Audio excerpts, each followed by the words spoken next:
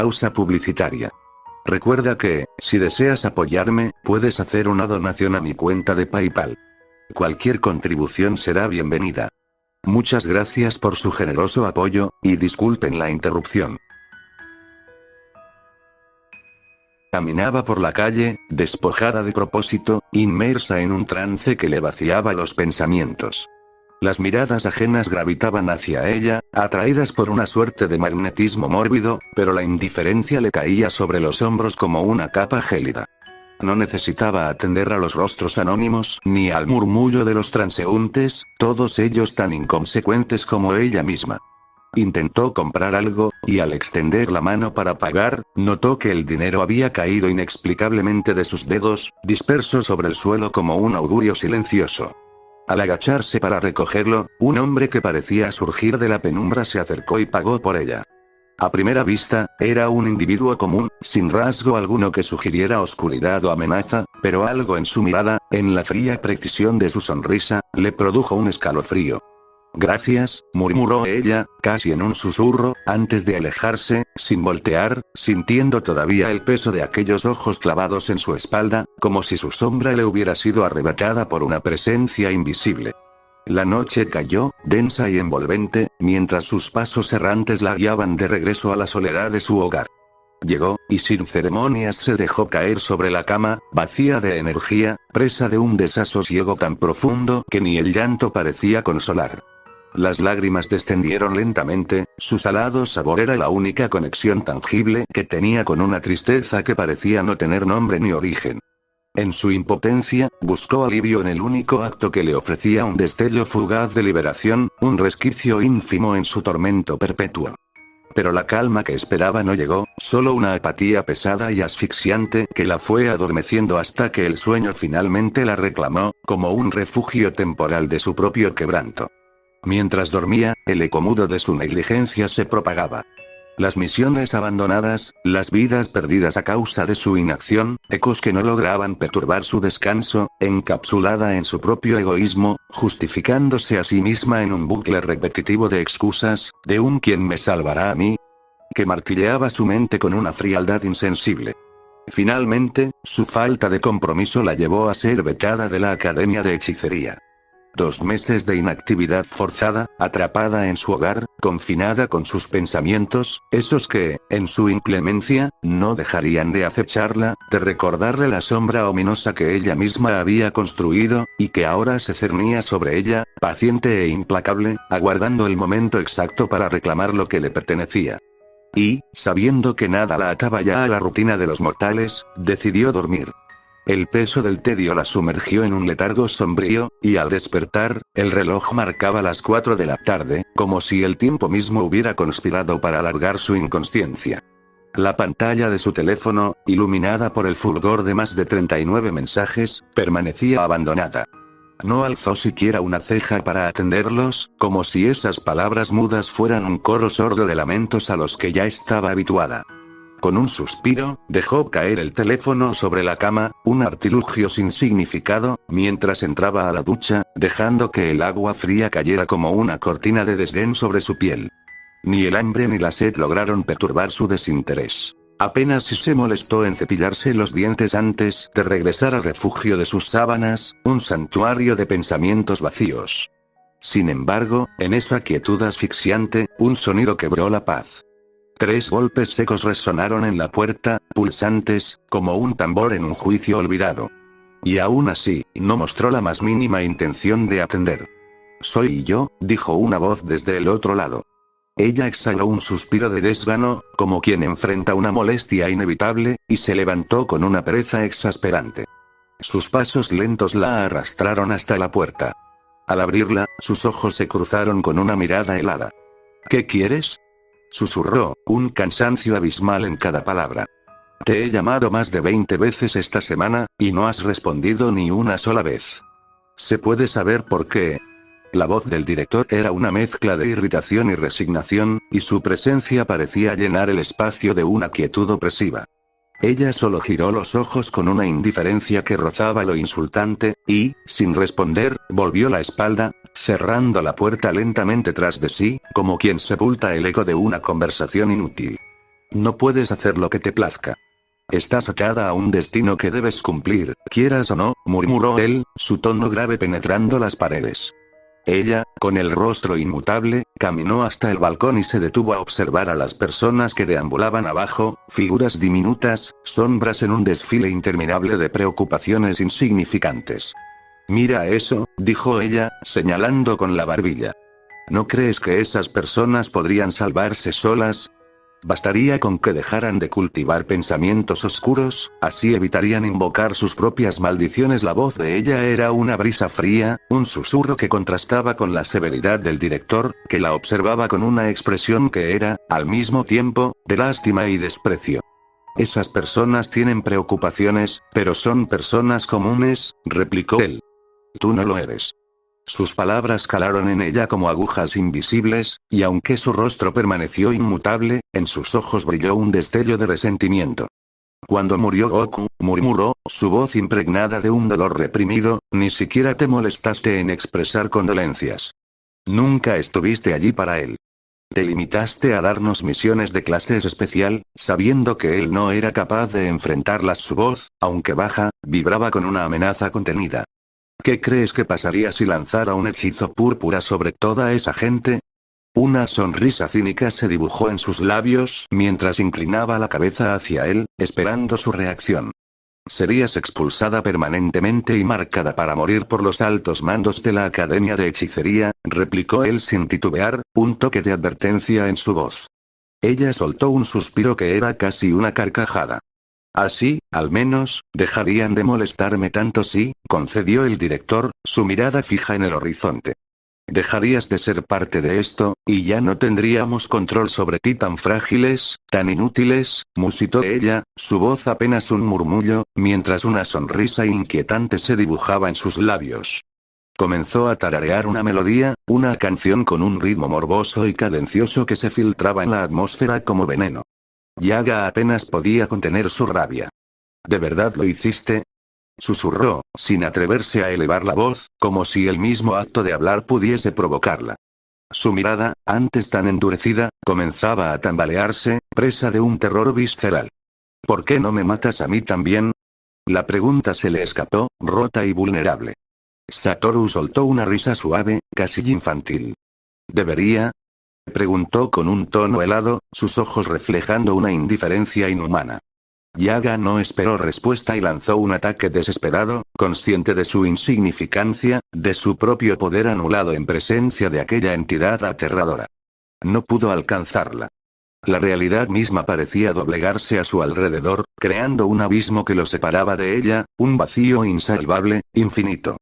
Si lo intentas de nuevo, murmuró Satoru, con una sonrisa cruel y susurrante, te juro que desearás la muerte.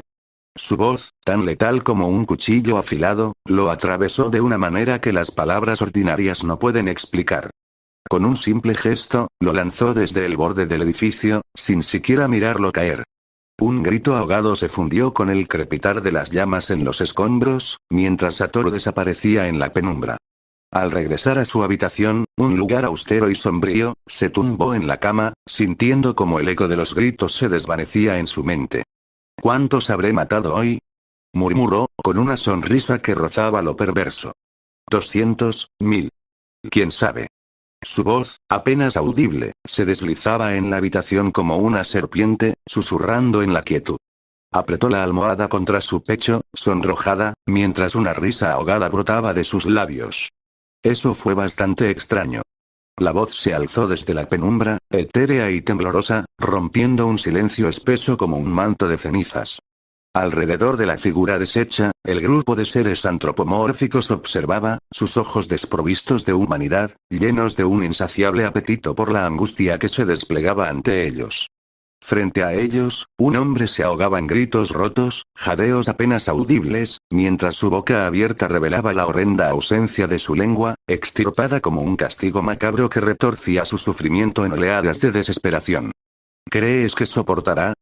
Preguntó una voz melosa, su tono teñido de una compasión cínica, un eco de inocencia despojada de toda pureza. Mi querido Goku, musitó, sus palabras envenenadas por una preocupación corrupta, mientras contemplaba el dolor crudo que impregnaba cada fibra del hombre que agonizaba bajo su mirada. Claro que aguantará. La respuesta surgió con una seguridad irónica y cortante, pronunciada por Kenjaku, quien miraba la escena con una especie de satisfacción glacial. Mi plan no tiene fallos, y si por alguna eventualidad los hubiera, el plan B será tan efectivo como el primero. Sus ojos destellaron con la chispa de una certeza mórbida, como si la fragilidad de la carne frente a él no fuera más que una manifestación de su propio poder macabro. A su lado, Jogo torció el rostro en una mueca de asco, mientras una figura arbórea, una chica de corteza y ramas retorcidas, preguntaba en un susurro susurrante, ¿cuánto tiempo tenemos que esperar?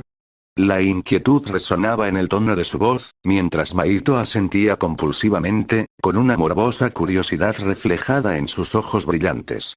No lo sé, respondió Kenjaku, su tono deliberadamente lento, como saboreando la anticipación. Quizá unos 39 minutos más. Su cuerpo debe asimilar la energía maldita que le consume desde adentro, como raíces invasivas penetrando hasta el alma. Pronto, tendrá que resignarse a compartir su ser con otro, con su cuna. Sus palabras cayeron como gotas de veneno, lentamente, impregnando a los presentes de una sensación de morbosa expectación. Pero debemos ser cautelosos, porque cuando su cuna tome el control, no habrá límites para su ansia de destrucción. La penumbra se apoderó del lugar, y los rostros de aquellos seres deformes parecían agudizarse, como sombras expectantes, ansiosas de devorar cada grito, cada espasmo.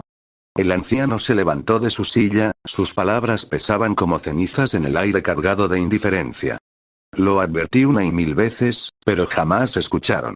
Su voz, desgastada por el tiempo y el escepticismo, resonaba en la sala sombría, donde otros observaban en un silencio que parecía muerto, inerte. Entonces, uno de ellos habló, apuntando con un dedo tembloroso hacia un archivo desgastado que reposaba sobre la mesa. Tenemos a Yuta. Ella ignora su existencia, pero él, podría ser la clave, el filo en la sombra. Las cabezas asintieron al unísono, aprobando en un acuerdo mudo que encajaba como una sentencia inevitable. Yuta, un joven de ojos sombríos y piel pálida, entró en la sala. No hubo palabras de bienvenida, solo la gélida tensión que acompañaba el despliegue de un plan fatídico. Matar a Satoru Gojo, pronunció, su voz carente de inflexión, una afirmación más que una pregunta. La respuesta fue otro asentimiento, tan seco como una hoja quebradiza en el viento. Entendido. Yuta salió sin mirar atrás, dejando el peso de su misión en el silencio que lo observaba partir. Al mismo tiempo, en un lugar distante, el propio Satoru sucumbía a un éxtasis que no parecía terrenal, un frenesí inexplicable, voraz. Sus manos trazaban caminos lentos y tortuosos sobre su piel, dedos que se deslizaron entre sus labios en un movimiento cíclico, como si intentara sofocar una insaciable necesidad interna. Su pecho subía y bajaba, y a través de la delgada tela de su camisa, sus pezones endurecidos se alzaban como espinas ocultas, tensas y urgentes. Se frotó contra la almohada, cada leve fricción provocando un susurro sordo, una letanía de gemidos contenidos en el crisol de su garganta. Sus dedos bailaban entre sus labios una y otra vez, un rito hipnótico y obsesivo. Mientras su piel se estremecía bajo la caricia de sus propias manos, sus gemidos se transformaban, tornándose más profundos, más oscuros, resonando en el vacío de una habitación donde ni el placer ni el dolor parecían tener límites. Su ropa interior se humedecía bajo la presión creciente de sus caderas, dejando una marca de deseo apenas contenida, una rendición a un impulso tan profundo como ineludible. Cuando abrió los ojos, lo único que le rodeaba era una negrura viscosa, como el aceite que se filtra en las fisuras más profundas del océano. La oscuridad no era un simple vacío. Tenía cuerpo, consistencia, un peso que presionaba sus pulmones hasta forzar el oxígeno a escurrirse por su garganta en forma de ásperos jadeos. Trató de moverse, pero el horror se coló en su mente al percibir la grotesca ausencia de su pierna derecha, ese miembro que ahora no era más que un fantasma de sí mismo, un eco de lo que alguna vez le permitió caminar libre. Sintió un retorcido placer al notar una débil chispa de vida en alguna parte. Alguien sobrevivió. Murmuró con una sonrisa distorsionada, apenas una mueca tallada en el mármol de su rostro. La posibilidad de que hubiera algo más allí, quizás un testigo, tal vez una víctima, encendía en su pecho una llama de oscura esperanza. Sin embargo, apenas esbozó ese pensamiento, la sensación de control se desvaneció.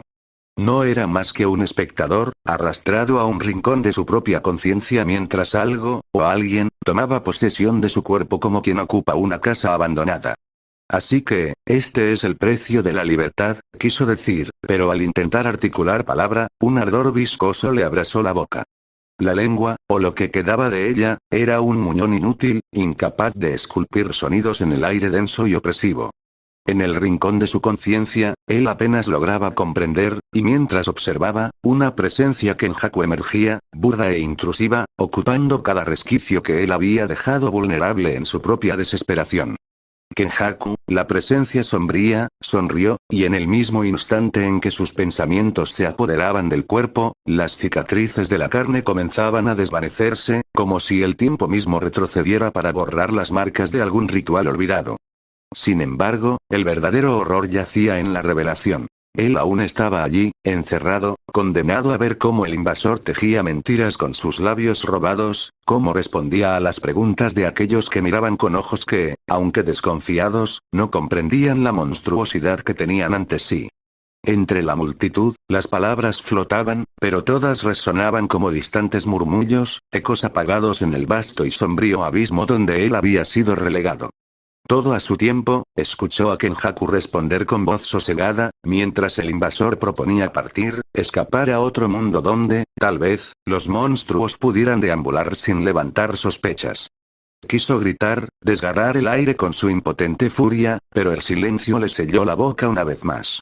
La oscuridad lo engulló de nuevo, un vacío sin fin, sin palabras y sin piedad.